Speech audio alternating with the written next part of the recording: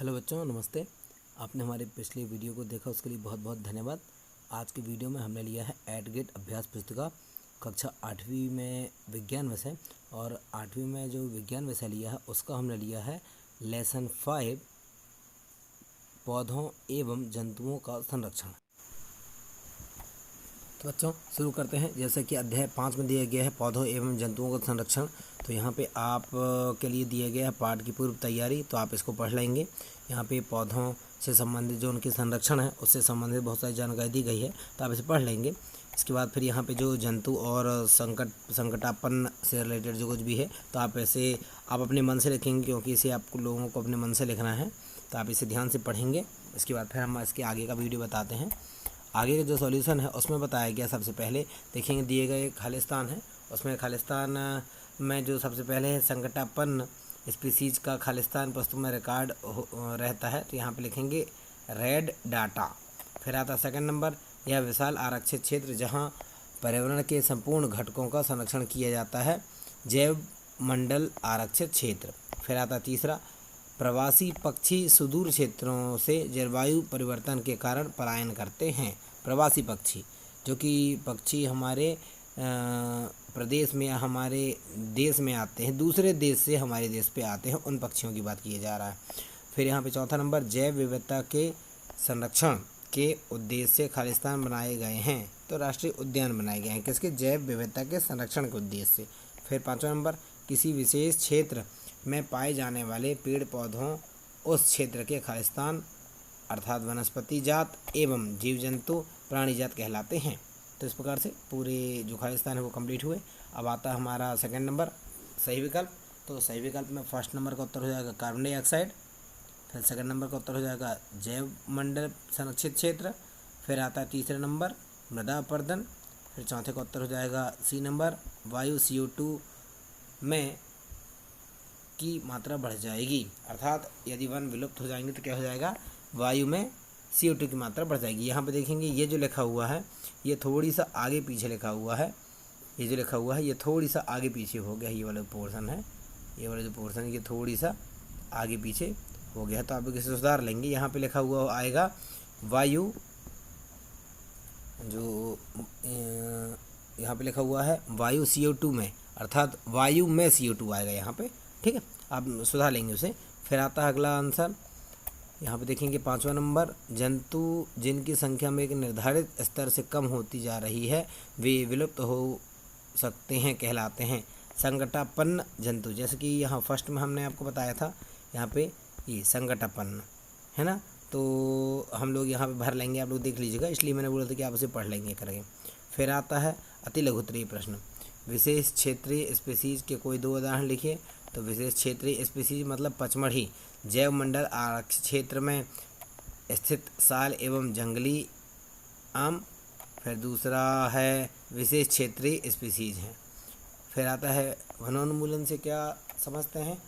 तो वनोन्मूलन क्या है? वनों को समाप्त करने वाली जो प्राप्त भूमि, अर्थात वनों को समाप्त करके जो हम लोग भूमि प्राप्त कर लेते हैं या अन्य कार्यों में उपयोग करने लगते हैं, जैसे घर बना लेते हैं या कोई फैक्ट्री बना ली है, तो इस वाले सिद्धांत को क्या बोलते हैं? वनोन्मूलन कहते हैं। अर्थात वन को समाप्त करके हम वहाँ पर कोई भी कंस्ट्रक्शन वर्क कर लें, कुछ भी बना लें। फिर आता है तीसरा नंबर, सूखा क्यों पड़ता है? पृथ्वी के ताप में वृद्धि हो जाने से जल चक्र का संतुलन बिगड़ता है और वृद्धि दर में कमी आ जाती है। किसकी वृद्धि दर में यहाँ पे आ जाएगा? वर्षा की दर में कमी आ जाती है। यहाँ पे जो हमने लिखा है यहाँ पे जाएगा वर्षा की दर में, इस प्रकार से आप लिख लेंगे, ये वर्षा की दर में कमी आ जाती है, इसलिए सूखा पड़ जाता है, जिसके कारण सूखा पड़ जाता है। फिर आता अगला क्वेश्चन, चौथा नंबर, राष्ट्रीय उद्यान क्यों बनाए जाते हैं? तो यहाँ पे हमने फर्स्ट में पढ़ा था राष्ट्रीय उद्यान वन्य जीवों की सुरक्षा एवं संरक्षण प्रदान करने के लिए राष्ट्रीय उद्यान बनाए जाते हैं, हमने यहाँ पर भी पढ़ा था। ये राष्ट्रीय उद्यान पौधों व जंतुओं के लिए सुरक्षित क्षेत्र राष्ट्रीय उद्यान, यहाँ पर एक और यहाँ पर लिखा था ये जैव विविधता के संरक्षण के उद्देश्य से राष्ट्रीय उद्यान बनाए जाते हैं, और उसी का उत्तर यहाँ पर जैसे कि खालिस्तान चौथा नंबर है, और इसी प्रकार से यहाँ पर भी लिखा हुआ है, देखेंगे ये लिखा हुआ है राष्ट्रीय उद्यान क्यों बनाए जाते हैं, तो वही वाला उत्तर यहाँ पे आ जाएगा, ठीक है। फिर आता है अगला, 5वां नंबर जो प्रश्न बताया गया है उसमें लिखा गया है प्रवास से आप क्या समझते हैं। तो इसका उत्तर हो जाएगा प्रवास वह परिघटना है जिसमें किसी स्पीसीज का अपने आवास से किसी अन्य आवास में हर वर्ष की विशेष अवधि में विशेषकर प्रजनन हेतु चलन होता है। इसके बाद फिर आता है अगला क्वेश्चन, जैव मंडल आरक्षित क्षेत्र क्यों बनाए गए हैं।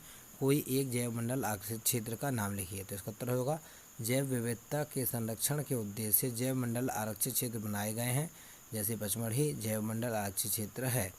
फिर 7वां नंबर, रेड डाटा पुस्तक क्या है, इसकी आवश्यकता क्यों है। रेड डाटा पुस्तक वह पुस्तक है जिसमें सभी संकटापन्न स्पीसीज का रिकॉर्ड रखा हुआ है ताकि लोगों को जागरूकता फैलाकर बचे हुए जीव जंतुओं को सुरक्षित रखा जा सके।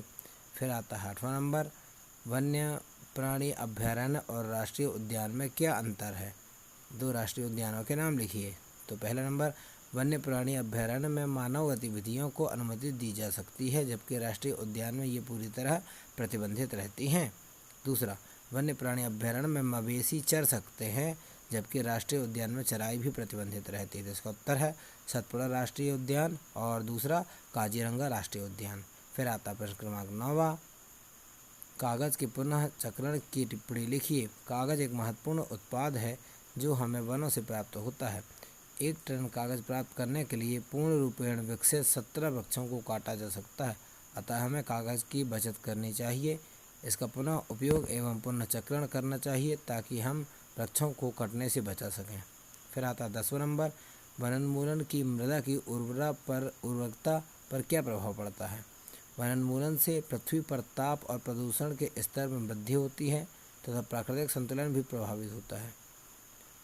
भूमि पर वृक्षों की कमी होने से मृदा अपरदन अधिक होता है जिससे मृदा में ह्यूमस की कमी होती है और इसकी उर्वरकता की भी अपेक्षा कम हो जाती है। वनोन्मूलन से वर्षा पर क्या प्रभाव पड़ता है। वनोन्मूलन से कार्बन डाइऑक्साइड की मात्रा में वृद्धि हो जाने से पृथ्वी के ताप में वृद्धि हो जाती है जिससे जल चक्र का संतुलन बिगड़ता है और वर्षा दर में कमी आती है। 11वां नंबर, छोटे जीव जंतु हमारे पर्यावरण के लिए आवश्यक क्यों हैं। छोटे जीव जंतु हमारे पर्यावरण के लिए आवश्यक हैं क्योंकि ये आहार जाल एवं आहार श्रृंखला के भाग हैं। यद्यपि आकार में छोटे हैं परंतु पारितंत्र में इनका योगदान को अनदेखा नहीं किया जा सकता। 12 नंबर, प्रोजेक्ट टाइगर एवं बाघ परियोजना क्यों लागू की गई, समझाइए। बाघों के संरक्षण हेतु प्रोजेक्ट टाइगर अथवा बाघ परियोजना लागू की गई। इस परियोजना के उद्देश्य से अपने देश में बाघों की उत्तेजीविता और संवर्धन करना था। प्रश्न 12 नंबर, लगातार औद्योगिकरण के कारण वनों की अनवरत कटाई हो रही है, क्या इस परियोजनाओं में वृक्षों की कटाई हमारे पर्यावरण के लिए न्याय संगत है। इस पर संक्षिप्त रिपोर्ट तैयार कीजिए। तो लगातार औद्योगिकरण बढ़ने के कारण वनों की अनवरत कटाई हो रही है जिससे पृथ्वी पर तापमान एवं प्रदूषण के स्तर में वृद्धि हो रही है। यदि वृक्षों की इसी तरह अनवरत कटाई होती रही तो वर्षा एवं उर्वरता की क्षमता में कमी आएगी और वनों से प्राप्त होने वाले उत्पादन में भी कमी आ जाएगी। इन सब कारणों से हम कहा जा सकता है कि वृक्षों की कटाई हमारे पर्यावरण के लिए न्याय संगत नहीं है। फिर आता प्रोजेक्ट फर्स्ट, अपने क्षेत्र के विशेष क्षेत्रीय पौधों एवं जंतुओं की सूची बनाओ। तो क्षेत्रीय पौधे अपने यहाँ पे साल, जामुन, जंगली आम, महुआ आदि, और क्षेत्रीय जंतु हैं भारतीय विशाल गिलहरी, गाय, कुत्ता, भैंस।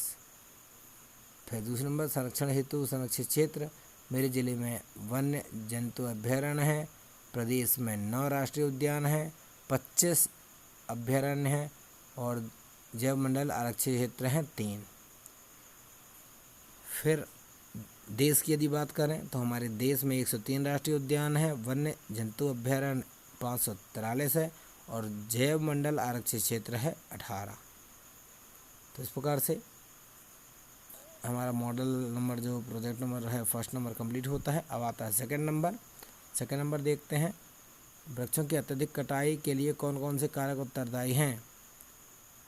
जो फर्स्ट नंबर उत्तरदायी कारक है वह कृषि के क्षेत्र में भूमि प्राप्त करना, फिर दूसरा है घरों एवं कारखानों का निर्माण करना, फिर 30 नंबर है फर्नीचर बनने अथवा लकड़ी का ईंधन के रूप में उपयोग करना। फिर आता 12 नंबर प्रश्न प्रोजेक्ट का, वृक्षों की कटाई से पर्यावरण पर क्या प्रभाव हो रहा है। तो इसका उत्तर आप अपने मन से लिखें तो ज़्यादा अच्छा है ना, क्योंकि ये जो क्वेश्चन है इससे आपको पता चलेगा आपने लेसन में जो कुछ भी पढ़ा है वह आपको अच्छे से समझ में आया है कि नहीं, और आप उसका उत्तर लिखें और आप अपने सर मैडम के पास जाके चेक कराएं कि इसका उत्तर हमने सही लिखा है या नहीं। तो इस प्रकार से हमारा जो ये सिलेबस है इस वाले लेसन का यह कंप्लीट होता है। तो उम्मीद करता हूँ आपको वीडियो पसंद आया होगा। यदि वीडियो पसंद आए तो वीडियो को लाइक करें, चैनल को सब्सक्राइब करें। आज के लिए इतना ही। जय हिंद, जय भारत।